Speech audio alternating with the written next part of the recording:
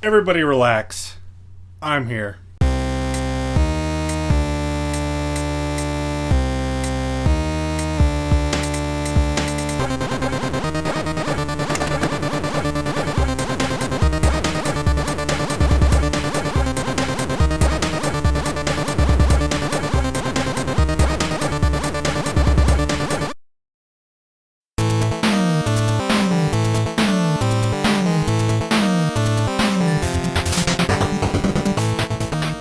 Hi there, I'm Joey Hollywood, and did you know that one of my favorite movies of all time is Big Trouble in Little China? Because it is. Directed by the incredible John Carpenter and starring the charismatic Kurt Russell, this action-packed, fast-paced piece of the 80s can't help but be one of my favorites. It spun off a comic book sequel and possibly a remake starring one of Dwayne Johnson's two facial expressions. Now, surprisingly, there's only one officially licensed game based off this cult classic, which was released on the Commodore 64. I don't know a whole lot about the game other than it wasn't well received and I'll probably never play it.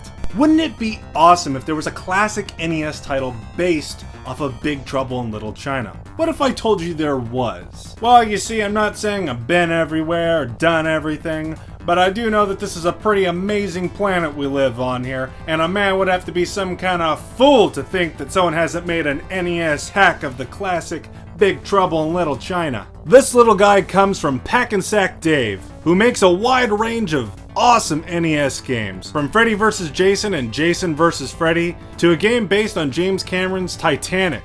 This guy is definitely worth checking out. Well, I guess that means I better shut up and actually start playing this thing.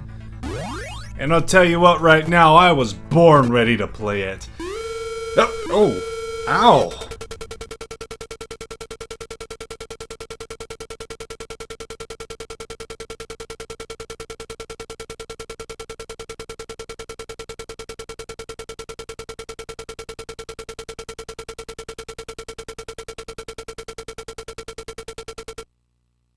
Alright, now that that's over, let's play this thing.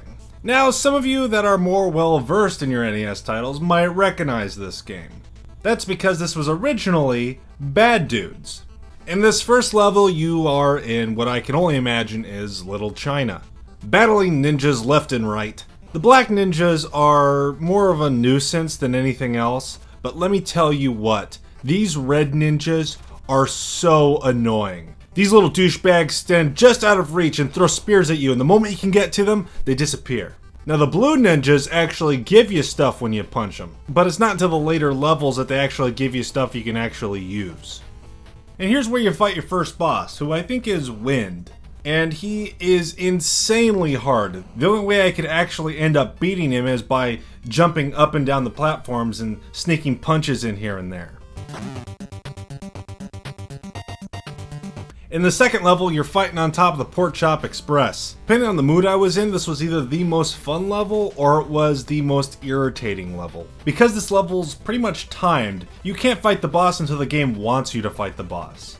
And the boss of this level is... whatever that is. I'm assuming it's that hairy monster from the movie, who as a kid I used to call him Chewbacca's little brother. But if you stand on top of the hood of the car, he can't touch you. It's all in the reflexes. Next you go down into the sewers, and I've never been personally fond of sewer levels, as I don't think many people are. But this one's not all bad. You lose life if you fall into the water, but that's kinda standard. And here we got ninjas and... what was that, a sewer hooker? So far this really does follow set pieces from the movie. You're in Little China, you're on top of the Pork Chop Express, and now you're in the sewers. And here you fight... Multiple Man? I don't remember that from the movie. Next you're up in the mountains and hey, look at that! Ah, the indigenous mountain hooker. We got him on all planes. And here we come to the boss of this level and Jesus! Look at the size of this guy, he must be at least 8 feet tall. You know what I always say about situations like this?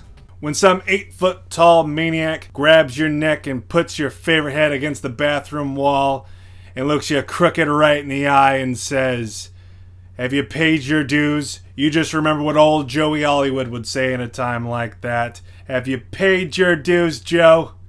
Yes, I have. The check is in the mail. And just like with Chewbacca's brother, if you stand on top of here, he can't touch you. The level after that, you're on a train, and I don't remember that in the movie. Heck, I don't remember the mountain segment either. I'm sorry, as a professional critic, I'm gonna have to dock some points out of this. It's fine, it's just a joke, I don't really care.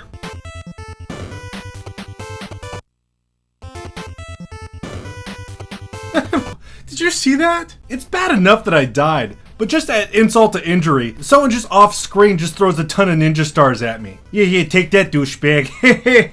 Okay, I'm a reasonable guy, but I just experienced some very unreasonable things. Now, I couldn't get past the train level, and it's probably just because I suck at this game, and if you're experiencing similar problems, you'll be happy to know the bad dudes cheats work on this game as well. Now, you can eventually go to David Lopan's secret underground lair, and eventually fight Lopan himself in all his NES glory. Now, I like this game a lot. I know it must be obvious, but a lot of the criticisms I've had in this video were mostly jokes. But if there's any sort of grump I have with this game, it's this one thing. The relationship between Jack Burton and Wang kind of flip-flops. One moment, Jack Burton is the hero of the movie, and Wang is the sidekick. Then the next moment, Wang is the hero, and Jack Burton is the bumbling sidekick.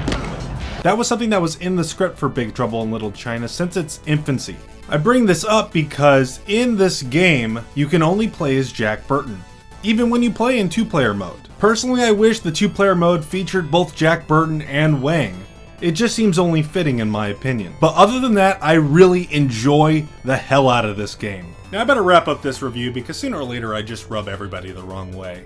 If you like what you see here, I definitely recommend picking up a copy of the Big Trouble in Little China NES hack from Pacnsacdave. He has an Etsy store where you can get the hard copies, and you can also get the ROM files from his website, pacnsacdave.weebly.com. I definitely think he's worth checking out, and with that I say, farewell.